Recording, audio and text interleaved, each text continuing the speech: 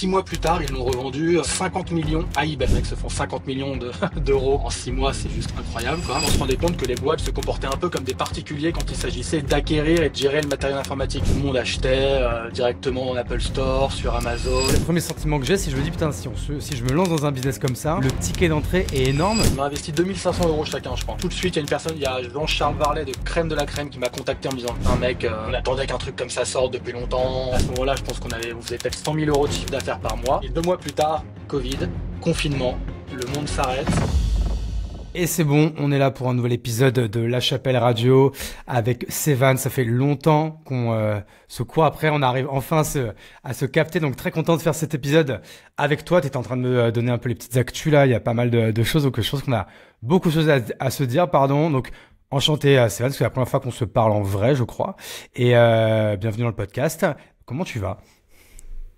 Ça va super, merci beaucoup Hugo pour l'invitation. J'ai déjà écouté quelques-uns de tes podcasts et donc je trouve ça super cool ce que tu fais. Donc merci, je suis ravi de discuter avec toi. Eh ben écoute, avec grand plaisir partagé.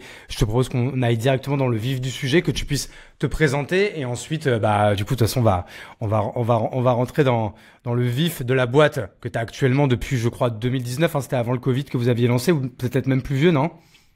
Ouais, exactement. Un an avant le Covid, 2019, et on a été frappé de plein fouet par le Covid. Ouais, ce que j'allais dire. Bon, de toute façon, les gens vont comprendre quand tu vas dire ce que tu fais, mais du coup, c'était en effet, on était sur une bonne idée. Vas-y, Sevan, je te laisse te présenter. On va dérouler, on va arriver jusqu'à ça. Ok, donc voilà, je m'appelle Sevan, je suis cofondateur et CEO de Fleet. Fleet, donc c'est une boîte qu'on a lancée en 2019 avec mon associé Alexandre Berich, voilà, à deux. Avant ça, moi j'ai fait un parcours assez classique. Je fais une école de commerce, l'EDEC à Lille, diplômé en 2013 et moi, j'avais fait des stages en finance, conseil quand j'étais en école de commerce. Alors t'es de la même génération que moi, donc je pense que tu sais, mais à cette époque-là, les startups étaient pas encore vachement à la mode. Hein. Il n'y avait pas un écosystème de startups en Europe hyper développé. Et donc les métiers stars quand on était en école, c'était finance de marché, conseil en stratégie. Donc moi j'avais fait des stages là-dedans.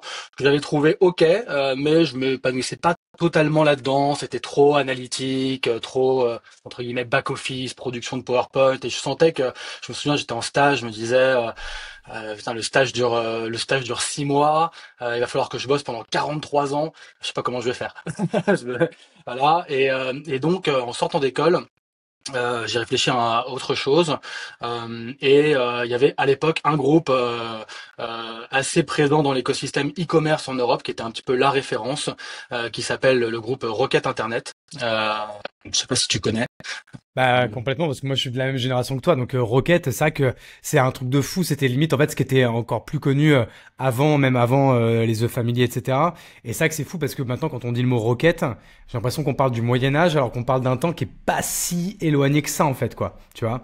Moi je me rappelle, tu vois, les Rockets, c'était avec les du coup même tu vois genre feu Take It Easy au tout début des Uber Eats Deliveroo, justement même ils étaient là même avant, tu vois. Et Rocket c'était incroyable, et tous ceux qui allaient là-bas, c'était la meilleure formation possible, donc hâte que tu m'en dises plus là-dessus, quoi. Ouais, exactement. En fait, c'est un groupe qui a commencé dans les années 90, c'est 3 frères allemands qui sont partis dans la Silicon Valley. C'est pas des Néerlandais? Non, c'est des Allemands, les frères Ah ok, Samwer. je pensais que c'était des Néerlandais, tu vois. Non, c'est donc 3 frères allemands qui sont revenus de 6 mois aux États-Unis avec plein d'idées, enfin en se disant c'est incroyable, il se passe quelque chose dans l'internet, ils ont créé un équivalent d'eBay. Donc tu vois, ça date en 96 ou 97, je crois, en Allemagne, et 6 mois plus tard, ils l'ont revendu 50 millions à eBay, tu vois, qui voulait s'installer en Europe. Donc à partir de ce jour-là, ils se sont dit, ok, il y a vraiment un truc à faire. Les mecs se font 50 millions d'euros en 6 mois, c'est juste incroyable, quoi. En fait, ils sont devenus experts du copycat, quoi, en fait, grosso modo. Exactement. C'est-à-dire copier des business models qui existent aux États-Unis. Donc ils ont d'abord fait en Europe. Donc ils ont créé, tu sais, l'équivalent de Groupon, un site de deal qui s'appelait CityDeal en Europe et qu'ils ont aussi revendu à Groupon, marque américaine. Ils ont créé un équivalent d'Airbnb, pareil. Enfin voilà, ils étaient sur ce modèle-là. Aujourd'hui, ce qui existe encore c'est Zalando, tu sais, le site de e-commerce. C'est vrai. Voilà, c'est eux qui l'ont créé. Et donc ensuite, donc moi quand j'ai été diplômé en 2013, là ils avaient changé de stratégie, enfin en tout cas de géographie, ils créaient des équivalents de success story internet, mais dans les pays émergents, donc Afrique, Amérique latine et Asie du Sud-Est. Et donc ils embauchaient des jeunes diplômés comme moi pour partir un peu avec leur sac à dos, monter des équipes sur place. Tu vois, donc on avait de l'argent, un site internet, un business model, des conseils de back office, d'équipe centrale à Paris ou à Berlin, et il fallait qu'on développe le business commercialement sur place. Donc moi j'ai travaillé pour Jumia, qui est le sort d'Amazon africain, Ouais, je et me j'ai rappelle développé très bien. T'es pas le seul avec qui j'ai discuté qui a fait ça, quoi. ouais, il y a une petite mafia entre guillemets, on va Ouais. dire. Donc voilà, moi j'étais sur l'Afrique du Nord. Donc tout de suite en fait, je me suis super épanoui là-dedans. Bah voilà, je suis très entrepreneur, très opérationnel, ça va super vite. Donc j'ai monté les échelons euh, et j'ai rencontré en fait mon futur associé, donc Alexandre Berich, là-bas. Donc moi j'étais head of sales et lui était head of ops. Puis après on est tous les deux devenus country manager, moi au Maroc et lui en Tunisie. Donc on a super bien bossé ensemble et puis on est rentré en Europe en se disant bah un jour on va monter un business ensemble. Et en 2019, on a eu l'idée de Fleet. Voilà. Bah, écoute, ça c'est une super intro et c'est vrai que c'est un truc de ouf. C'est que je pense, alors j'ai pas la stat, peut-être que vous avez, vous il existe quelque part un WhatsApp ou un Slack avec les anciens français de Rocket, mais j'ai l'impression que tous les gens qui ont été faire soit un stage, soit un VIE, soit un premier CDI pour aller monter un pays pour Rocket, ils sont tous devenus entrepreneurs. Parce que de toute façon en fait en vrai c'est le profil entrepreneur et c'était de l'entrepreneuriat sans le risque financier en fait. Donc pas vraiment, mais du coup, en termes de mindset, c'était clairement ça, quoi. Ouais, en fait, c'est une boîte Rocket où voilà, soit tu détestes, donc au bout de 3 mois, tu t'en vas ou t'es viré ou quoi que ce soit. Soit tu tiens parce que tu kiffes. Et en fait, si tu kiffes, bah ça veut dire que tu as une forme d'état d'esprit entrepreneurial en toi. Et après, bah, comme tu dis, bah à un moment, tu te dis, ok, bah, j'ai pas de part au capital ou très peu de part au capital et en fait, je monte une boîte pour des gens, pourquoi pas le faire pour moi-même, tu vois. Et en fait, c'est vrai que du coup, il y a plein d'anciens Rockets qui se sont mis à monter leur boîte, notamment en France et en Europe. Ok, non mais trop cool. Et donc du coup, on va très vite arriver maintenant à Fleet, qui est ton business actuel que vous avez monté en 2019 avec Alexandre. Euh, Comment on a cette idée? Parce que c'est vrai que franchement, dit comme ça, imaginons, là, je sais pas que Fleet fait autant de millions d'ARR et que c'est une si belle boîte, machin. Tu me pitches ça en 2019 autour d'une bière. Je te dis ouais, c'est pas méga sexy ce dont tu es en train de me parler quoi. Donc bah, déjà peut-être redis-nous ce que c'est Fleet, comment vous avez l'idée, comment vous décidez de lancer ça quoi. Oui, bien sûr. Donc tu vois, nous, en 2019, bon, 2018, hein, juste avant, on réfléchit à des idées de business, plutôt dans le B2B. Hein, tu vois, ça c'est des choix de, on va dire, quelle appétence t'as, tu vois, est-ce que t'es plus sales, tu vois, network, sales, avec un lifestyle où tu te dis que voilà, t'as pas envie forcément de bosser tous les week-ends et tu vas t'orienter plutôt vers du B2B, ou est-ce que t'as plus d'appétence pour le B2C où ça peut vraiment scaler très très vite, mais c'est peut-être plus orienté marketing, voilà. Donc nous, on avait plus des profils, je pense, B2B avec Alex, on cherchait des idées. Et puis en fait, on s'est rendu compte à l'époque que, donc 2019, tu avais des super services aux entreprises, tu vois, des secteurs qui étaient disruptés, donc assurance, Alan, banque, Conto, la paye, Payfit, tu vois, donc sur des grosses verticales qui sont des gros centres de coûts ou de productivité pour les boîtes. Et pour les PME notamment, enfin start-up PME, et sur l'ordinateur qui est quand même un gros poste de dépense quoi. Bah en fait il y avait rien, tu vois. Donc nous on venait de l'écosystème startup hein, chez Rocket, puis après on avait tous les deux des startups en France, enfin, dans lesquels on avait des postes de dirigeants.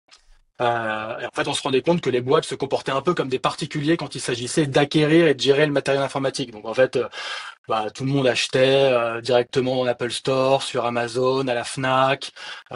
Une fois sur deux, l'ordinateur était pas prêt quand le salarié arrivait le premier jour. Euh, Quand tu avais un problème sur un ordi dans la boîte, bah souvent les salariés allaient voir potentiellement un développeur, tu vois, pour lui dire ah, je galère sur mon PC, mais c'est pas son métier, tu vois, de venir t'aider, puis lui il a pas de temps à perdre, quoi. Donc on s'est dit ok, il y a quand même quelque chose à faire en termes de service et quelque chose à faire aussi en termes de dépenses parce que bah, c'est un gros poste de coût à l'embauche, tu vois, notamment dans les boîtes tech, tout le monde veut des super MacBook qui coûtent quand même assez cher, 2000 euros et les startups, elles n'ont pas forcément énormément d'argent et surtout, elles veulent investir sur autre chose que ça. Donc, on s'est dit, pourquoi pas créer un service de souscription, tu vois, de location, avec un prix tout inclus, c'est-à-dire que pour 50 euros par mois, tu as à la fois un MacBook Pro, mais tu as aussi avec une garantie premium qui te permet en cas de problème d'avoir un support et éventuellement d'effectuer une réparation en express s'il y a un problème comme ça, ton salarié continue à travailler sur une machine. Tu vois, donc quelque chose qui simplifie et qui lisse les dépenses sur la durée. Donc on s'est dit, ça coche pas mal de cases. Tu vois, c'est un gros marché, il y a un vrai besoin. On a commencé à faire une customer discovery auprès de potes à nous qui étaient dans des boîtes, qui nous ont dit, ah bah ouais, c'est super sexy. Donc c'est pas sexy sur le papier, mais il y a un vrai besoin et il y avait une vraie demande. Donc, euh, donc voilà, on a eu cette idée un peu comme ça, quoi. Mm. Non mais ouais, tu vois, c'est vrai que c'est marrant parce que quand on a monté Kimono en 2017, on a eu tout de suite nos premiers employés. Je me rappelle qu'on leur avait pris des Macs, mais tu vois, je me rappelle pas quelle solution on avait pu utiliser à l'époque. En fait, en gros, avant vous et avant du coup tous les autres aussi qui se sont montés, du coup, qu'est-ce qu'il y avait comme solution pour ça en fait? Même Non, mais les, en les fait, grosses boîtes, ils achetaient alors il y a un leur marché. matos ou ils le louaient aussi? Alors, il y a un marché qui était assez bien adressé pour les grosses boîtes, avec des acteurs assez à l'ancienne. Donc, il y a un gros acteur belge qui est leader en Europe qui s'appelle Econocom dans la location de l'IT et gestion des services. Mais ils prennent pas les boîtes de moins de 300 salariés, tu vois. Oui, donc en fait Pour nous les tous quoi. Exactement. Et pour les PME, il n'y avait pas trop de services et donc en fait, nous notre concurrent principal et même encore aujourd'hui, j'ai envie de te dire, notre concurrent principal c'est l'achat. Tu vois, c'est les Ouais, boîtes ok. qui juste achètent et achètent directement chez Apple. Et Apple a adressé très mal ce marché. Les marques PC un petit peu plus parce qu'il y a un peu plus de services. Mais tu vois, Apple pour les entreprises, le service est assez mauvais. Et d'ailleurs, si tu as un problème quand tu as acheté en Apple Store, que tu sois une entreprise ou un particulier, faut te déplacer en Apple Store, prendre un rendez-vous, laisser ton ordi à la réparation, t'as pas d'ordi de remplacement, tu vois, il n'y a pas vraiment de service vraiment B2B sur ce sujet, quoi. Eh, je te prends juste une minute pour te présenter mon nouveau partenaire que j'aime de ouf.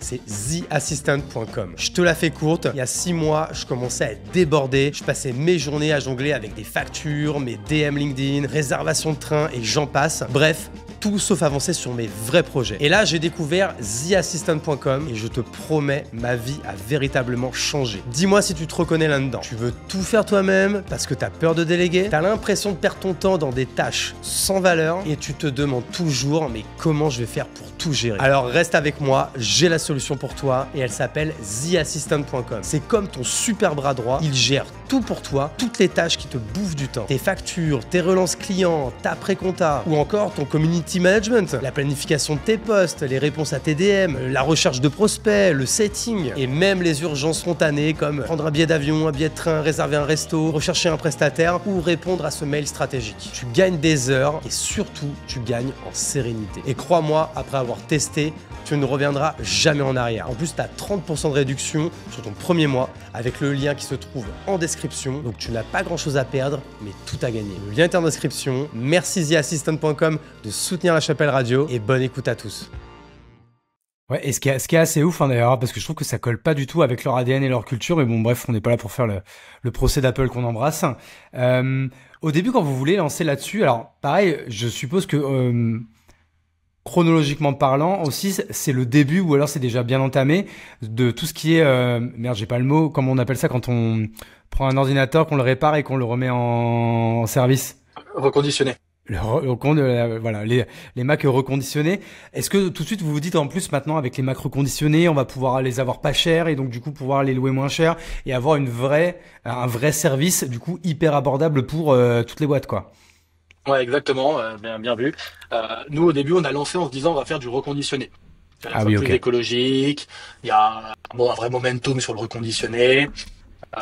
Il y avait des boîtes qui achetaient sur Back Market qui avaient plein de problèmes. On s'est dit ok, on va vraiment résoudre des problèmes en faisant ça. Et en fait, assez vite, quand même, on s'est rendu compte il y avait quand même pas mal de problèmes dans les ordis qu'on louait avec le reconditionné. Tu vois, on les loue souvent pour 3 ans.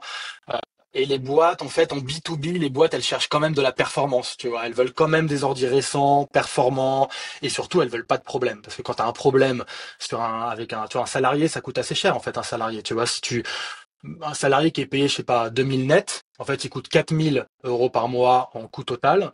Il travaille 20 jours par mois. Donc, en fait, il coûte en coût total 200 € par jour. Et donc, un salarié qui a un ordinateur dysfonctionnel pendant 2 jours, ça te coûte 400 €. Ouais, donc Tu vois, parce qu'il l'enfer. peut pas bosser, quoi. Et puis le temps que tu passes, service client, machin, tu renvoies, enfin, c'est l'enfer, quoi. Faut Ouais, jamais que ça marche exactement. pas, quoi, tu vois. Exactement. Et donc, très vite, en fait, on s'est rendu compte que les boîtes voulaient, donc, en fait, nous, on faisait du reconditionné récent. Ça passait, tu vois, du reconditionné 1, 2, 3 ans. On s'est quand même rendu compte que les boîtes avaient besoin de neuf. Dès qu'Apple sortait des nouveaux modèles, dès qu'il y avait des nouvelles technologies, les boîtes les voulaient. Donc en fait, on s'est mis à proposer du neuf, puis très vite dans notre mix produit, le neuf a pris 3 quarts des ventes. Et même là aujourd'hui, j'ai envie de te dire, on continue à faire du reconditionné parce qu'on a des clients qui veulent vraiment avoir une politique green. Mais 90% de nos locations, c'est du neuf. Oui, politique green ou plutôt politique, je veux payer moins cher, quoi. Hein. On va pas se mentir. Hein. Un peu des deux, c'est Si sûr. tu veux, c'est moi qui le dis comme ça va. Et alors qu'on comprenne, parce que du coup, quand vous lancez ça, donc du coup, c'est votre première boîte. Je sais pas si vous avez à ce moment-là, vous avez peut-être un peu d'oseille de côté, mais je pense pas que vous soyez millionnaire.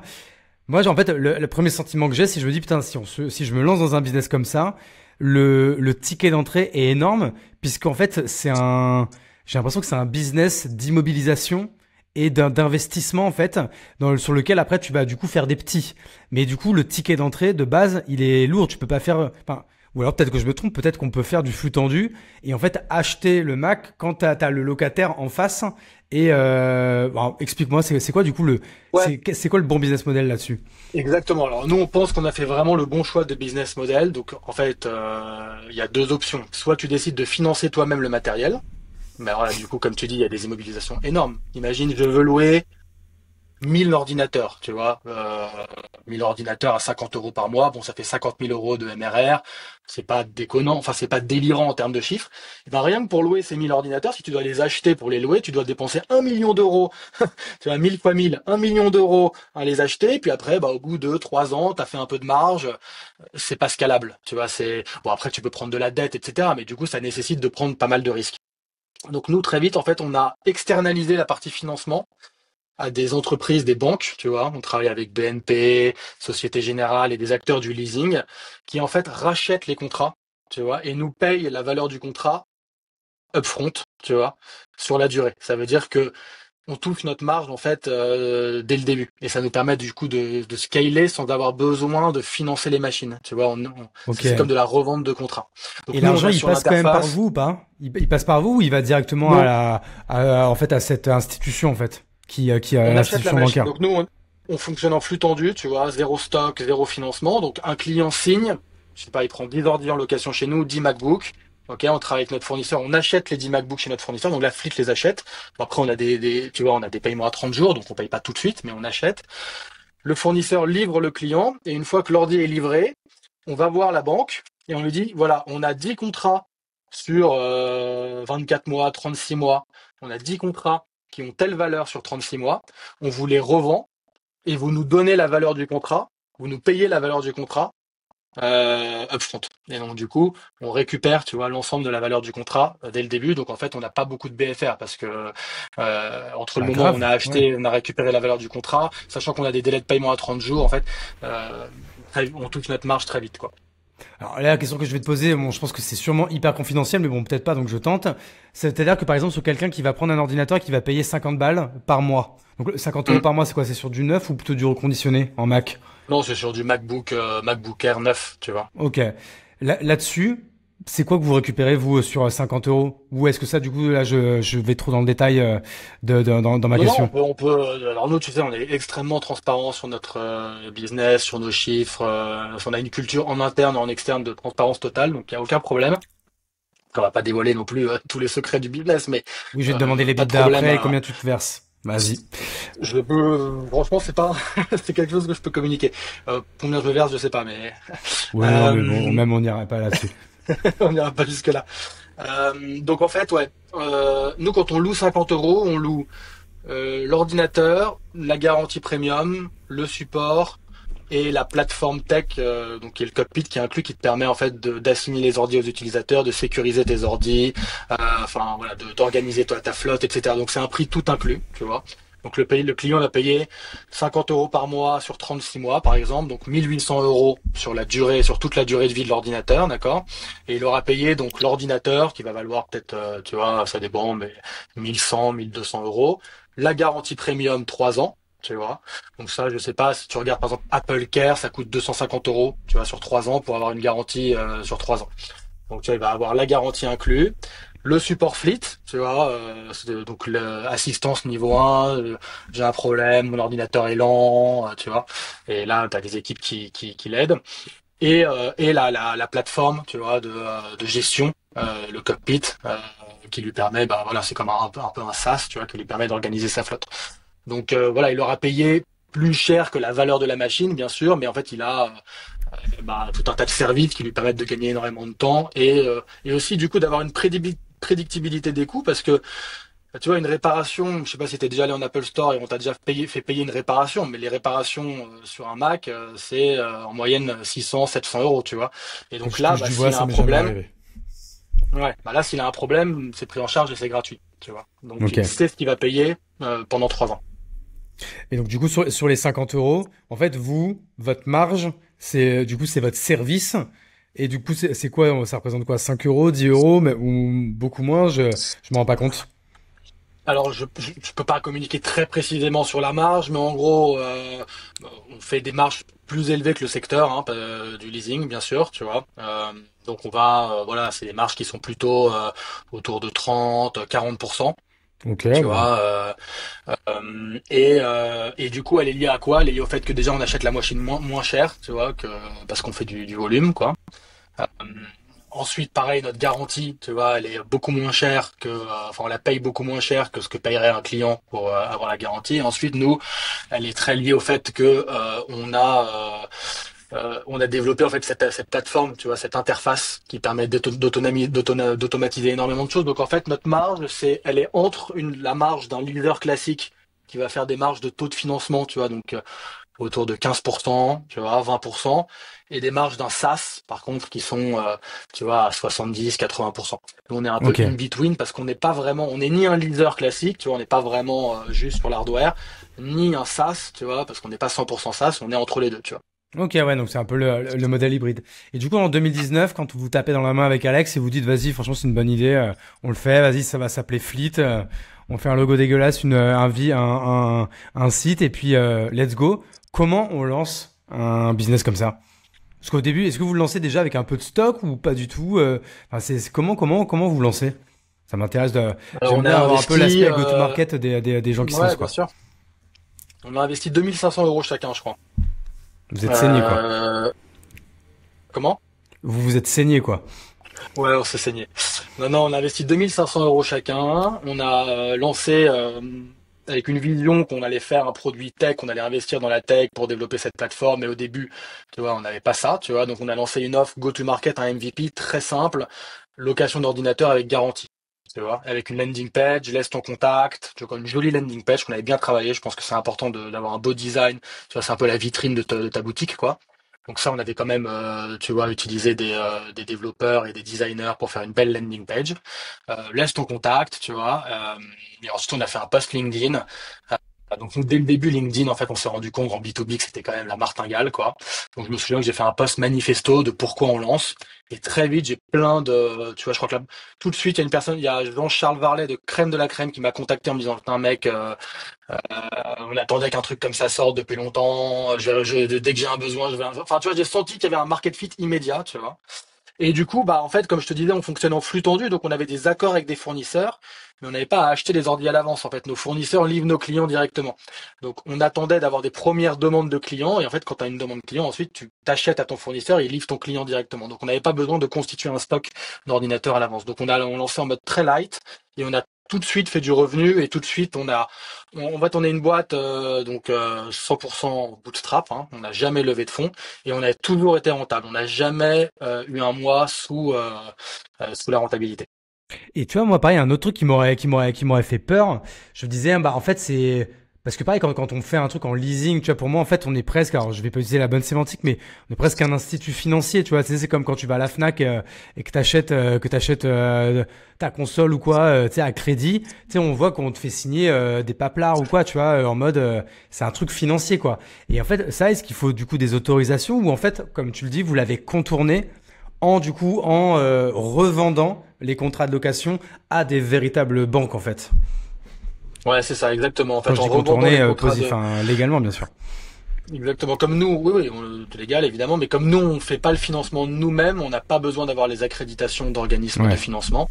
Donc en fait, on a juste des accréditations d'apporteurs d'affaires. Enfin, on fonctionne comme apporteur d'affaires, tu vois, enfin comme courtier, quoi, on va dire, tu vois.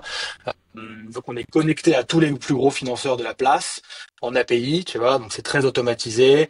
Il y a la signature de contrat se fait en ligne. 80% de nos demandes obtiennent une réponse immédiate. Donc tu vois, c'est un peu ouais, c'est un peu on a aussi tu vois digitalisé ce marché et on a apporté enfin en fait le leasing avant c'était des appels avec un commercial, des échanges de mails, possibilité de prendre des ordres mais par 5 minimum sinon ça sert à rien. Le mec veut pas, c'est trop petit contrat, signature papier parfois alors que nous tu te connectes, tu fais ta demande, tu reçois un accord immédiat quasiment enfin souvent immédiat et tu signes en ligne et c'est fait quoi. Et t'es livré en 2 jours. Donc on a complètement digitalisé cette chaîne de valeur sans avoir besoin d'aller chercher des autorisations particulières quoi. Ok, alors en fait, vous avez pas non plus une tech révolutionnaire. Vous, ce que vous avez révolutionné, c'est l'expérience utilisateur, en fait, quoi. Exactement. C'est que c'est ça, vous avez simplifié un truc qui était chiant, quoi. Voilà la vision de base, la mission. La première version de la mission, c'était simplifier l'acquisition, la gestion et le renouvellement des ordinateurs, tu vois.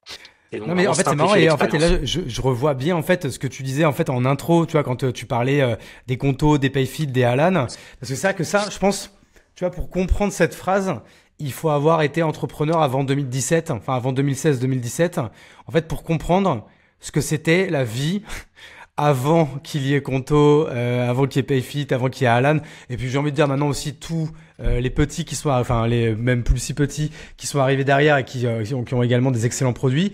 Mais voilà, en fait, c'est juste qu'ils ont en fait des cas d'usage qui étaient là, qui étaient chiants, qui étaient archaïques, mais qui étaient en fait qui pour nous ça faisait partie du décor.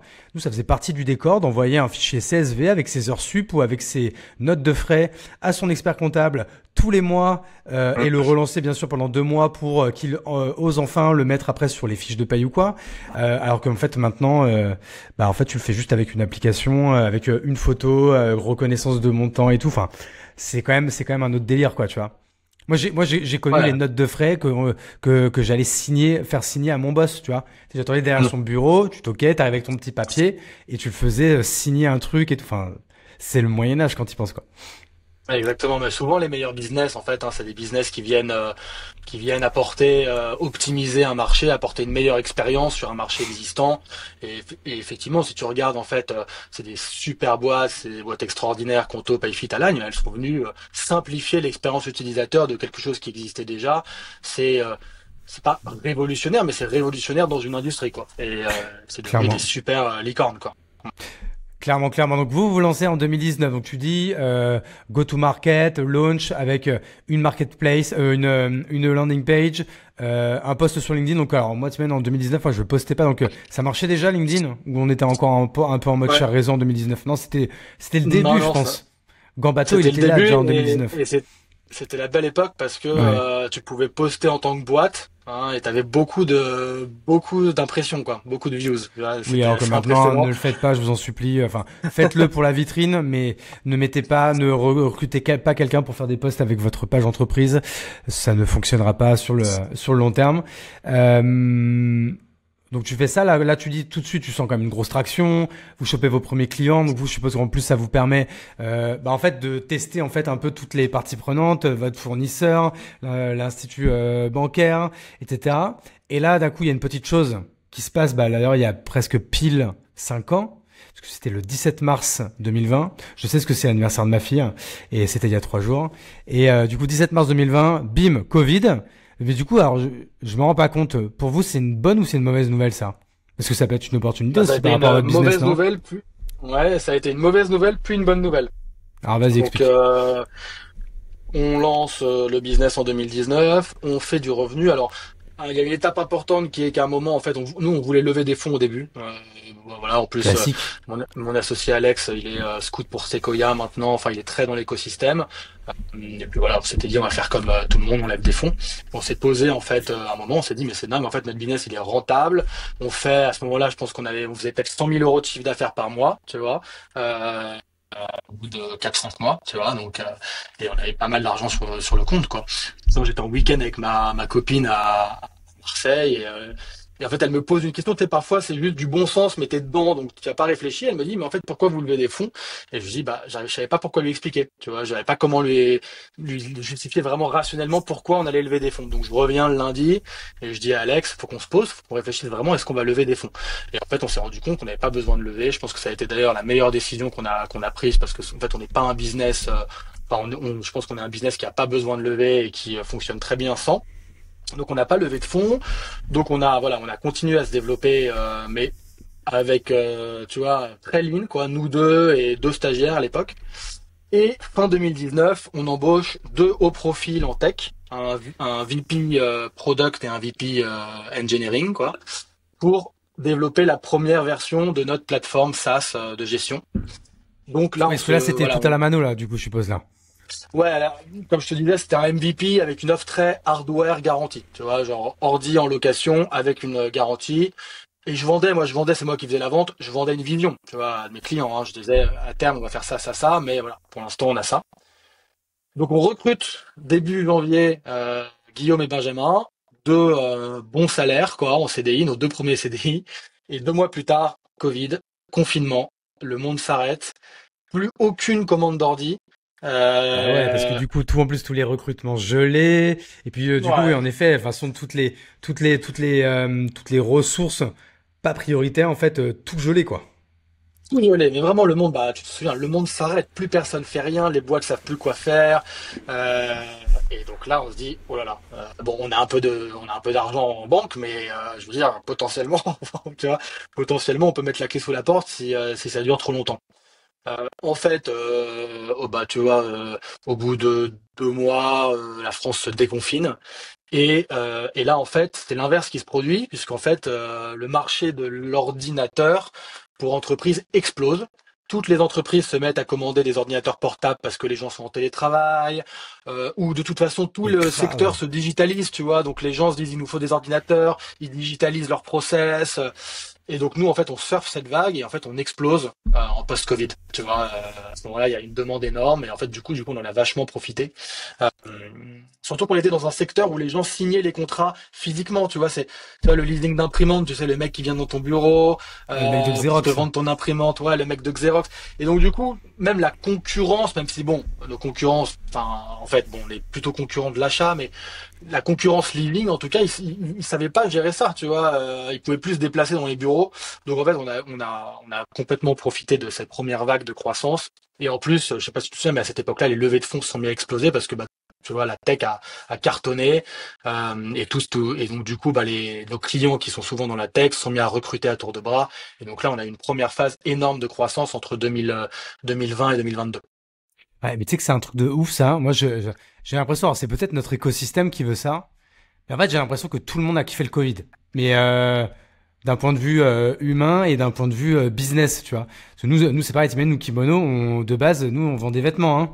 Donc je peux te dire que c'était pas la dépense prioritaire, hein, tu vois, pendant le Covid. Mais tu vois, nous en plus du coup, on s'était relevé avec en vendant des masques parce que du coup il y en avait pas et nous on avait accès à toutes les usines. Mais bref, de toute façon on n'est pas là pour parler de moi. Mais ce qui Non, non, mais me tu sais que Kimono, bah, déjà vous étiez client à un moment de Fleet ah et ok. on se parlait pas mal. Ouais, ouais, on se parlait pas mal. Euh, je me souviens même, on avait discuté, alors pas avec toi, mais avec quelqu'un de ton équipe, de stratégie commerciale, de l'outbound à l'époque. Enfin, Tu parlais peut-être avec voilà, on Quentin du était. coup.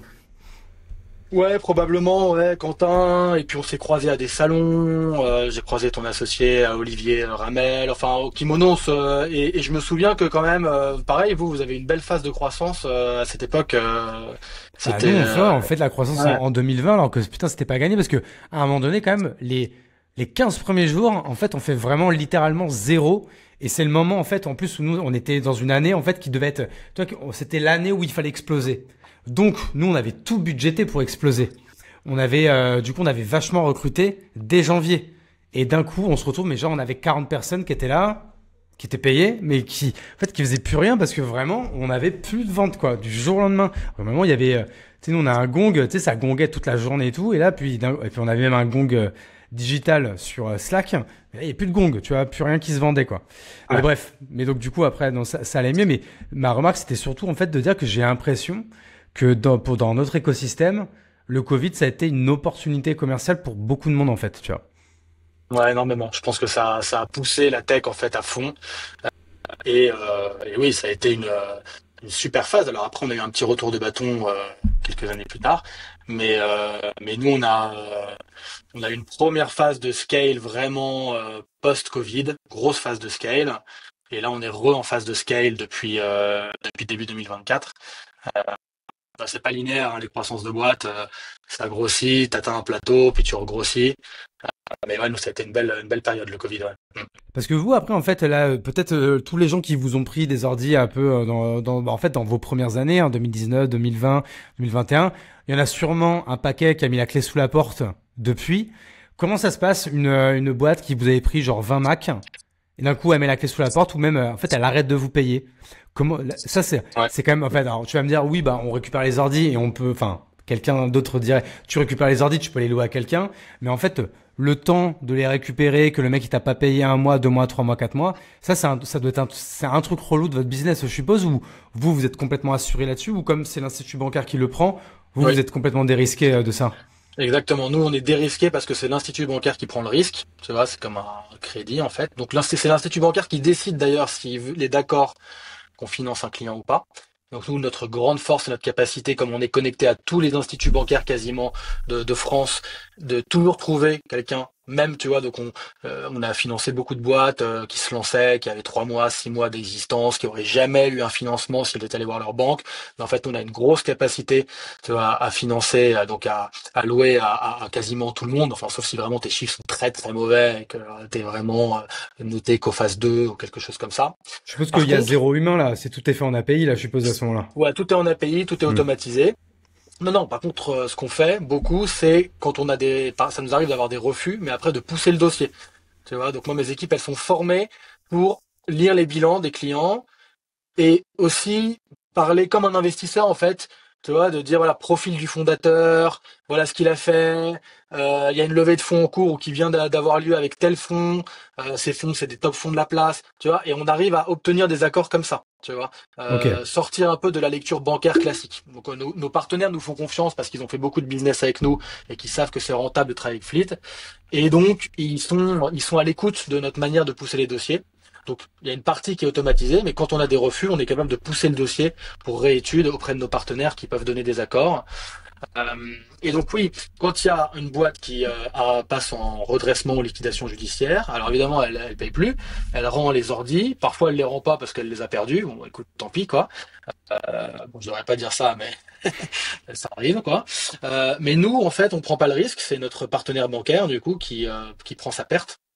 Alors évidemment, pour nous c'est un problème parce que ça veut dire que bah le partenaire bancaire perd de l'argent sur ce deal et nous il faut qu'on ait des portefeuilles sains, que le partenaire bancaire ils disent bah c'est rentable de travailler avec Fleet, les taux d'impayés sont faibles. Donc on n'aime pas ça, mais on n'est pas en risque direct court terme sur ce genre de choses. Et heureusement parce qu'on a eu des boîtes qui se sont crashées post-Covid, même des scale-up qui ont fini tu vois en redressement judiciaire et qui nous avaient pris beaucoup d'ordinateurs.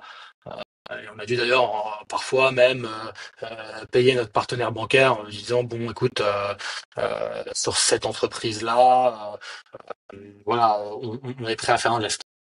Ok, non, je comprends. Mais du coup, vous, en fait, ça veut dire que donc ça vous impacte pas tellement. En fait, à part comme tu dis, à part la relation du coup avec le partenaire bancaire. Mais bon, comme je suppose que vous en avez plein, en fait, le risque il est quand même du coup assez minime pour vous, quoi. Ouais, mais il faut savoir que aucun de nos partenaires bancaires avec lesquels on travaille historiquement n'a arrêté la collaboration avec nous. Et ça veut dire que en fait, nos portefeuilles sont assez sains quand même, malgré les casses qu'il y a eu, tu vois, mais sur le nombre de clients qu'on a financés. Et c'est pas forcément Le pire, c'est pas forcément les startups ou les scale-up, tu vois. Le pire, c'est les petites boîtes peu identifiées en province sur des types d'activités genre transport, tu vois, ou ce qu'on appelle brick and mortar. Ça peut être eux, tu vois, qui sont plutôt en difficulté rapidement. Parce que l'avantage de la tech, c'est quand même que si t'es si t'es en difficulté, enfin, comme une grosse partie de tes investissements, c'est quand même des développeurs, des équipes R&D, tu peux toujours réduire ta masse salariale et ton activité, elle continue, tu vois, parce qu'en Ouais. fait, c'est juste de la R&D que t'as enlevé. C'est assez lean, tu vois, il n'y a pas beaucoup besoin d'investissement en OPEX pour opérer ton business. Donc, nos portefeuilles sont globalement quand même assez sains, mais effectivement, c'est pas nous qui prenons le risque de défaut. Ok. Toi, donc tu dis en fait dès le début vous avez quand même eu un gros succès. Vous prenez le Covid, etc.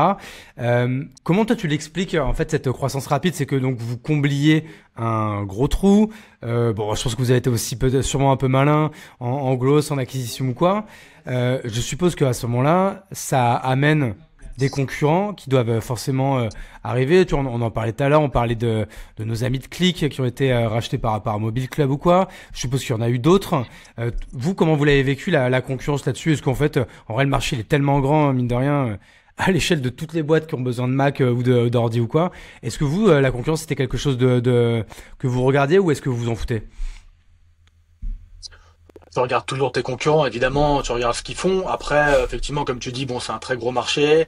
Euh, Nous, on a la chance, on n'a pas eu un concurrent, si tu veux, qui a vraiment explosé, qui a levé, et on s'est dit, oh là là, il est très dangereux, il va très vite. Bon, en France, on a toujours été, je pense, sur la partie B2B leader, quoi, assez, tu vois, assez clair en termes de taille, quoi. Il y a des concurrents en Allemagne, en Angleterre qui avaient levé de l'argent, tu vois. Ces modèles-là, bah en fait, comme ils ont levé, ils ont mal dépensé. Quand il y a eu le retournement de marché, tu vois, il y a eu des concurrents qui ont été en difficulté. Euh, on a un concurrent en Angleterre qui a assez bien réussi, qui s'appelle Ophi, qui a été racheté par Deal. C'est la plateforme de portage salarial. Ah, DEL. Ouais, c'est ça, T'as vu 150 millions. attends, je fais une parenthèse là-dessus. T'as vu le délire là qui se passe en ce moment entre Deal et son concurrent là pour espionnage industriel? Je sais pas si t'as suivi. Complètement dingue cette histoire, ouais. Bien sûr, j'ai Incroyable. suivi, ouais. Ouais, Bon bah incroyable. franchement, on Comme va pas quoi. la raconter là, mais allez taper espionnage industriel Deal. D'ailleurs, il y a notre pote Guillaume Moubèche sur sa chaîne YouTube qui a fait une super vidéo où en fait il vulgarise un peu l'histoire avec les captes écrans, avec tout le truc. Vous allez voir l'histoire, elle est dinguissime. Et bref, excuse-moi, je t'ai coupé, mais ok Non, non, donc mais du coup donc des gros concurrents aussi donc à l'étranger. Et du coup, donc attends, là, voilà. je suis obligé Ouais. de faire une deuxième parenthèse. Toi, tu disais tout à l'heure, et je te comprenais, on n'a pas besoin de lever de l'argent, on est ultra rentable, donc du coup, on a du cash, on reste autonome. Mais en fait, à un moment donné, si vous voulez, si vous, enfin, vous grossissez déjà vite, mais si vous vouliez grossir encore plus vite et minimiser le risque de vous faire attraper ou rattraper par quelqu'un, mine de rien, peut-être qu'avec du cash et plus d'hommes, peut-être que ça ferait le boulot, non? Oui, bien sûr. Enfin, c'est sûr que si tu lèves de l'argent et que tu recrutes, tu vas accélérer, mais après, tu vas perdre en efficience, tu vas changer un peu ton modèle, et en fait, nous, on a une culture quand même je pense que ça a été là, en y réfléchissant, je pense que c'est une force, tu vois, d'avoir gardé cette culture on va dire, de frugalité, d'efficience dans la boîte, parce que ça rend en fait le modèle très sain. Et on a une équipe en fait d'entrepreneurs, quoi. Tu vois, c'est de gens qui sont capables de faire beaucoup avec peu. Je pense que quand tu as commencé à choisir cette voie, c'est un peu, tu vois, changer Ouais, d'approche. ouais. Tu Ça fait vois, tu vraiment changes partie de ta votre culture culture, de quoi. boîte. Ouais, tu changes ta culture de boîte, voilà. Et en plus, bon, enfin, tu prends des risques parce qu'en fait, tu lèves. Du coup, il faut faire x10. Enfin, voilà. Donc euh, et en fait, bon, nous, tu vois, on fait 25 millions au bout de 5 ans. Euh, on est présent, tu vois, on a 4 bureaux, France, Espagne, Allemagne et Angleterre, quoi. On ouvre les US là. Donc ouais, au bout de 5 ans, enfin, il n'y a pas énormément de boîtes, même qui ont levé, qui en sont là, tu vois. Donc non, enfin, je pense ouais, on est allé très très vite, sans avoir besoin de lever, sans avoir besoin de lever d'argent. Et si c'était à refaire, je le referais 1000 fois, quoi. Et là, la boîte aujourd'hui, est-ce qu'on peut dire, parce que ça que je crois qu'on s'en est parlé en off avant d'appuyer sur Rec, mais aujourd'hui la boîte, c'est quoi en termes de taille, en termes de d'ARR, en termes de nombre de personnes, et c'est quoi un peu, c'est quoi les gros enjeux là? On tourne, on est le 20 mars 2025. C'est quoi les gros enjeux là, Q2, Q3 2025 à court terme? Ouais. Bah, la boîte, donc comme je te disais, elle fait. Donc là, tu vois, le mois dernier, on a fait. Alors c'est pas de l'ARR, nous, parce qu'on boucle le revenu des contrats upfront, comme je te disais, mais il y a une très très forte dimension de réoccurrence, puisqu'en fait nos clients, 80% de notre business chaque mois vient de clients déjà existants qui reprennent un ordinateur, tu vois. Ok. Une boîte qui est déjà chez nous en fait. Donc en fait, même si c'est pas de l'ARR, il y a une très très forte récurrence dans notre business qui fait que on a une stabilité, tu vois, de croissance. Enfin, on descend rarement en dessous du mois précédent, ou alors si on descend en dessous, c'est vraiment très très très de très très peu. Et donc tu vois, en février, on a fait 2 millions. Donc tu vois, annualisé, ça fait 24. Là, en 2024, on a fait 60% de croissance par rapport à 2023, et 2025, on est probablement parti pour faire au moins autant. Donc oui, le business est maintenant assez gros en termes de revenus, très rentable, tu vois. Enfin très rentable, je veux dire, toujours été rentable parce qu'il suffit pas de faire pas mal de chiffre d'affaires. Je pense que la rentabilité c'est assez clé. Donc oui, nous, voilà, on génère plusieurs millions d'EBITDA qu'on peut réinvestir d'ailleurs dans notre croissance, quoi. Toi, tu dois tellement Et bien te faire recevoir par ton banquier. Ça doit être tellement agréable. ça c'est sûr. Ça c'est sûr. Et puis tu vois, l'avantage c'est qu'en plus Alex et moi on a 100% du capital, tu vois. Donc on est chez Solide. nous, on prend nos décisions, on prend toujours les décisions qui sont les plus long-termistes pour la boîte. On n'est pas sous pression des investisseurs. Donc ça c'est quand même un plaisir aussi, quoi. Euh, et donc, bah, tu vois, là, on a une grosse phase d'internationalisation avec tous ces pays qu'on a ouverts. Là, on a un gros enjeu. On va ouvrir les US, donc ça va être assez gros aussi, quoi. Donc, on a des gros enjeux d'internationalisation. On a un enjeu tech assez fort avec maintenant on a une brique donc de mobile device management qui te permet de sécuriser ton parc. Tu vois, de faire les mises à jour à distance sur tes ordinateurs, de préconfigurer tes ordinateurs à la livraison avec les bons logiciels dessus. Tu vois, si tu as un sales, tu vas dire, bah voilà, je veux que son ordinateur soit livré avec Aircall, HubSpot, telle licence, tu vois. C'est exactement ce Euh, que j'allais te demander tout à l'heure, en fait. Mais ça, ce serait magnifique. Mais par contre, ça, logistiquement parlant, enfin, ça doit être compliqué quand même, non? non, en fait, c'est un agent, c'est un MDM, quoi. Donc, ce qu'on appelle le MDM, donc un agent qui est installé sur l'ordinateur, à distance, tu vois. Et cet agent permet ensuite de pousser des apps à distance, tu vois. Donc, il n'y a Ok, pas lourd. besoin d'intervention humaine sur l'ordinateur, tu vois. Ah, Euh, c'est lourd, ouais, et ok. donc ça, c'est quelque chose qu'on a ajouté à notre plateforme, tu vois, l'année dernière. Et donc, du coup, on commence à faire de l'ARR SaaS en plus de notre revenu de location, tu vois. Donc ça, c'est un gros enjeu tech, tu vois. Et on est de plus en plus tech, tu vois. Et donc nos clients, enfin, tu vois, notre vision là vraiment, c'est de streamliner la gestion de l'IT sur tout le cycle de vie, que ça soit sur la partie hardware ou la partie software, tu vois. Et on est le seul service aujourd'hui qui maîtrise vraiment toute la chaîne de valeur, c'est-à-dire à la fois le hardware. J'ai un ordi, j'ai un problème, je me le fais réparer, je dois le livrer à tel endroit, je dois le renvoyer à tel endroit, donc ça, voilà, on gère. Et la partie software, je veux que telles apps soient installées pour telle équipe, je veux que mon ordi soit sécurisé, que les disques durs soient cryptés, que j'ai un VPN, tu vois, voilà. Et donc voilà, notre plateforme elle est un peu tout en un. Donc ça, c'est notre enjeu, c'est vraiment de très bien distribuer ça. Et puis là, on va lancer, je pense que là, le moment où ce podcast sera sorti, on aura lancé des offres de forfaits téléphoniques. Donc, on fait déjà des téléphones en location, mais on va ajouter des forfaits avec. Tu peux Et on prendre va un faire aussi, iPhone sur Fleet, du coup. tu prends un iPhone sur Flick avec un forfait Orange, Tu peux Bouygues. prendre des Je crois AirPods que ce sera aussi, je tout. peux prendre tout ça, non? Tu prends des AirPods, tu prends des écrans, tu prends des enceintes, tu prends ouais, on fait pas mal de choses. Tu peux prendre des meubles, ta chaise, ton Lourd. bureau assis debout, sur Fleet, et tu vas pouvoir aussi prendre, ben ça je pense que tu n'en as peut-être pas besoin, des imprimantes. Donc ça c'est peut-être moins pour les Ouais, startups. j'avoue. Factuel, mais c'est fou parce que moi, je me rappelle que quand j'ai pris mes premiers bureaux pour ma boîte en 2015, mais je me rappelle que l'imprimante, c'est presque la deuxième chose que j'ai acheté après les bureaux, tu sais, les bureaux Ikea. En gros, c'était une planche et des tréteaux, quoi, tu vois. Et genre, j'étais très fier d'aller acheter mon imprimante et tout, d'avoir ma propre imprimante, parce qu'on avait tout le temps besoin, quoi. Mais ça me paraît être un monde, mais hyper lointain, ça. Mais bon, en effet, il y a encore des gens qui ont besoin d'imprimer Il y et a on les encore une embrasse. demande. Profession libérale, avocat, médecin, profession réglementée, notaire, tu vois. Donc c'est peut-être une autre persona, mais il y a encore une demande sur ça et c'est un marché archaïque et on a une offre là qui va être assez différenciante aussi sur ça. Et attends, je sais pas si tu l'as dit là juste avant, mais donc tu me parlais aussi tout à l'heure en off que vous alliez vous lancer dans les meubles aussi. Et je disais ouais, tu peux louer des meubles Et sur ça, Fleet. ouais, Alors parce là, que je voulais poser ma question, c'est quel type de meuble du coup? Est-ce que ça va être, tu peux avoir de l'entrée de gamme, du moyen de gamme, du haut de gamme, du luxe, ça va être quoi un peu ouais.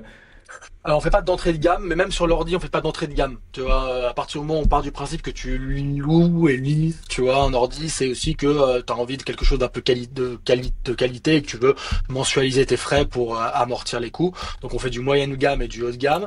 Et sur le meuble, pareil, on va, tu vois, plutôt haut de gamme, tu as des chaises Herman Miller, tu vois, des produits un peu quali. Et là on lance une offre en fait très servicielle d'aménagement de bureau. Donc en fait, t'as avec un partenaire, tu vois, on te fait tes plans gratuitement. Donc en fait, il y a une friction aujourd'hui, c'est j'emménage dans des nouveaux bureaux, j'ai une équipe de 40 personnes, je suis office manager, on loue des nouveaux bureaux. Comment j'organise le bureau? Comment je le meuble, comment je le décore, où est-ce que je mets les desks, voilà. Et est-ce que je peux avoir un interlocuteur sur toute cette chaîne de valeur? Et aussi, est-ce que je peux éviter de dépenser 500 000 ou 300 000 euros, tu vois, upfront pour faire cet aménagement de bureau en grave? lissant les coûts dans la durée?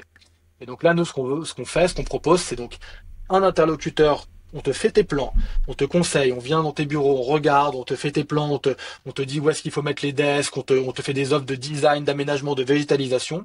Et tu as un devis incluant potentiellement des travaux d'ailleurs, tu vois, un gros devis que tu vas pouvoir liser sur X temps au lieu de le payer upfront. Voilà. Ok. Et Et ça, il y a un alors, vrai use case sur ça. parce que là, quand même, c'est hyper chronophage, c'est très humain, c'est très service. Il y a plein de corporations différentes. Euh, Qu'est-ce qui fait que vous vous lancez là-dedans? C'est qu'en fait, c'est que vous avez maintenant une tech et en fait une customer journey qui est tellement huilée qu'en fait, vous maintenant, votre but, c'est de multiplier les verticales qui répondent en fait à Ouais. ce même persona et en fait sur des besoins sur plus longue durée. Parce que c'est vrai qu'aujourd'hui, bon, toutes les boîtes ne sont pas en surcroissance. Donc une boîte où ils sont 10, ils te prennent 10 ordi, puis après potentiellement ils peuvent pendant 2 ans rien prendre en fait. Ou alors t'en prendre Oui, en fait, un de plus nous, de temps en temps ou quoi. ouais, c'est quand même assez rare que les boîtes arrêtent pendant 2 ans de nous prendre, sauf si elles sont vraiment en difficulté. Toujours plus ou moins un besoin ou un Ça arrive. renouvellement, tu vois, ou un changement de poste. Mais c'est vrai que non, en fait, nous notre force, c'est notre capacité à aller. Enfin, l'une de nos forces, c'est au-delà de la gestion IT, c'est de la capacité à alléger, tu vois, tes frais, quoi, tes capex, quoi, et tu vois, de les passer en opex. Et donc euh, sur l'aménagement de bureau, c'est pas nous on travaille avec un partenaire, quoi, tu vois, qui sait faire tout ça. Et Bien donc sûr. nous, notre force, c'est notre base client, notre distribution, notre communication. Donc on va chercher les clients. Après toute la partie service, c'est le partenaire qui s'en occupe. Et Ok. après le devis, notre Comme avec force la c'est de le banque. transformer en un devis de location et pas un devis d'achat. Voilà. Ok, ok, nice. Non, c'est très compréhensible. Demain, en fait, c'est-à-dire que demain, en fait, vous pourriez même vous mettre dans la chasse de bureau et oui, bah non, c'est déjà de la location, je suis con. Vous, ce que vous voulez, en fait, votre mission, c'est de transformer des. Alors justement, c'est ce qu'on appelle, c'est ça, hein, quand on immobilise, on appelle ça des capex, hein, c'est ça. Ouais, exactement. Vous voulez transformer les capex en opex, en fait, c'est ça, quoi.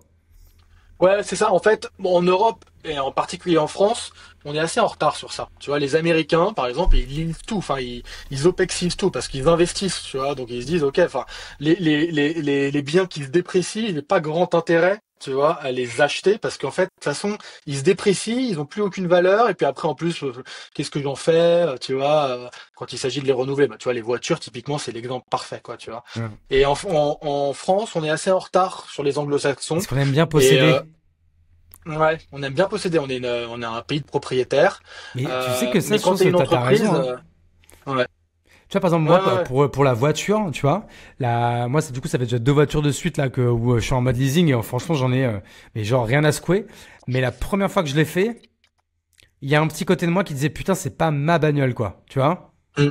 Mm. Ça fait gros beauf de dire le mot ma bagnole, tu vois. Mais tu vois, et par exemple, il y a un truc où j'ai pas encore passé le pas, c'est le téléphone. Alors qu'en fait, ça coûte tellement cher d'acheter un téléphone. Après moi, j'avoue que comme je les garde assez longtemps, ça va. Mais tu vois là, par exemple, et je trouve que ça va être la transition parfaite. Moi, là, faut que je change de Mac là, tu vois, par exemple. Est-ce que du coup, des gens comme moi qui veulent prendre un ordi, parce que moi, du coup, je veux prendre le plus cher parce que du coup, il va être en location. Est-ce que du coup, moi, je peux aller sur Fleet et ça fonctionne? Ça commence à partir de un ordi, tu peux Incroyable. commander les ordis un à un, ça marche. Alors, toi, enfin, ça dépend tu vois, quel type c'est-à-dire que je pense que quand tu es une entreprise, t'as moins quand même cet attachement à la propriété, tu vois. Bon, toi, t'es entrepreneur, donc, Grave. ta boîte, c'est toi. Mais tu vois, une entreprise de 50 personnes qui donne une voiture de fonction à quelqu'un, enfin, tu vois, là, cette personne-là, de toute façon, cette voiture lui appartient pas. Donc, que ça soit loué ou acheté, c'est pareil, quoi, Clairement. tu vois.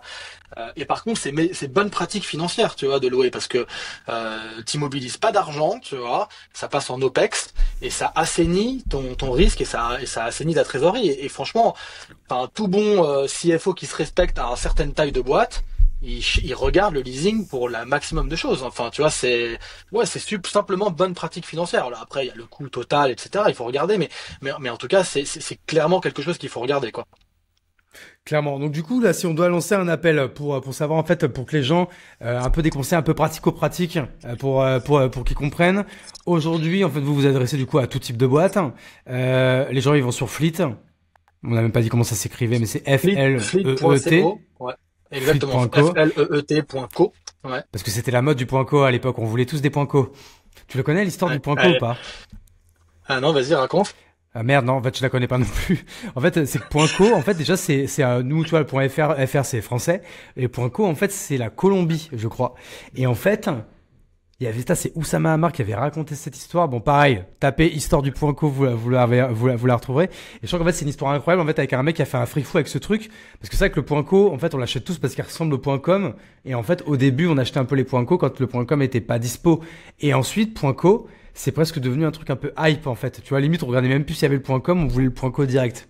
Bon, bref, voilà, ça m'a fait juste penser à ça. Parce que pareil, nous, c'était Je connaissais kimono.co. pas cette histoire. Je À vais l'époque, voir. tu vois, les mecs de la marque de vêtements, c'était rad.co, tu vois, gros truc dans le métro, cool stuff, everyday, enfin bref. Et c'était les premiers .co, et c'était pile dans ces années-là, 2015, 2016, 2017, où vous avez monté Fleet. Et je t'ai coupé pour une anecdote avec peu d'intérêt, pardon. Je sais plus de quoi on parlait, mais Bah, oui, en c'est fait, on expliquait, on donnait un peu le conseil fleet.co, voilà. pratico-pratique pour dire comment ça fonctionne. Du coup, en fait, les boîtes, elles vont sur votre site, et après, c'est quoi, en fait, elles font leur panier, elles font comment, du coup? Ouais, c'est ça. Tu fais un onboarding qui ressemble un peu à ce que tu peux avoir chez Alan, tu vois. Donc en fait, tu laisses tes infos, tu t'arrives sur le catalogue, là tu fais ton panier.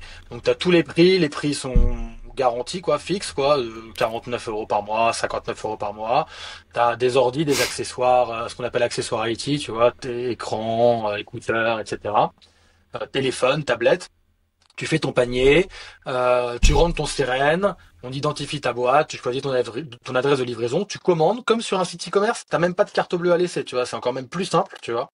Et je suis pas Et obligé de parler à ensuite, quelqu'un, du coup. Je peux tout faire en ligne. t'es pas obligé de parler à quelqu'un. Alors ça, c'est vraiment bon. Si t'es voilà convaincu, une petite boîte, le decision making process est assez facile.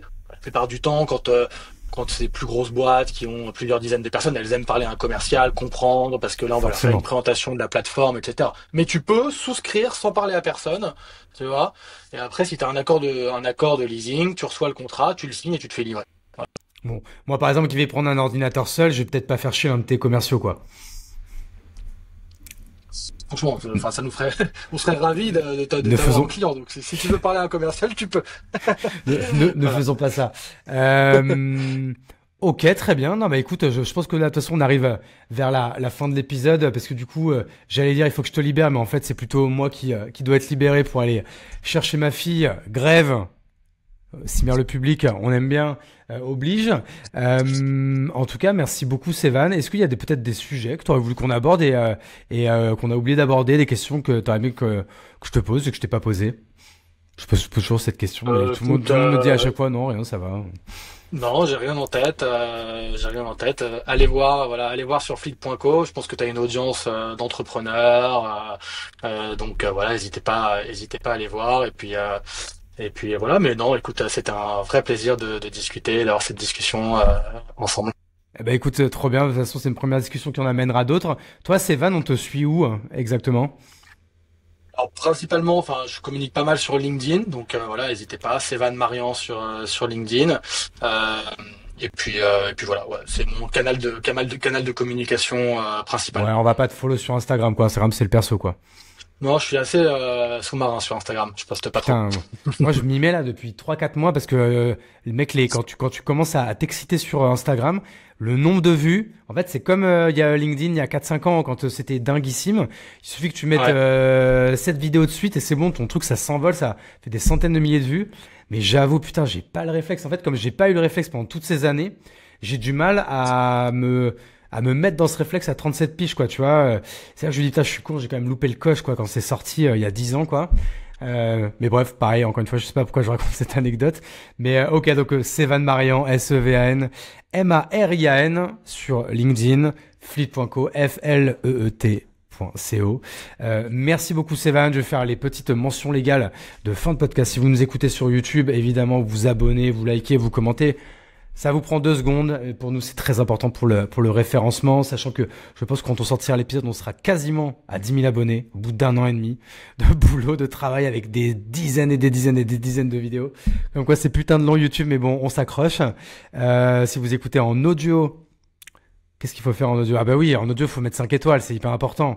Bah pareil, hein, toujours la même chose hein, pour le référencement du podcast et pour flatter mon ego, évidemment. Et sur ce, je pense que j'ai fini les petites mentions légales. Merci encore, Sévan.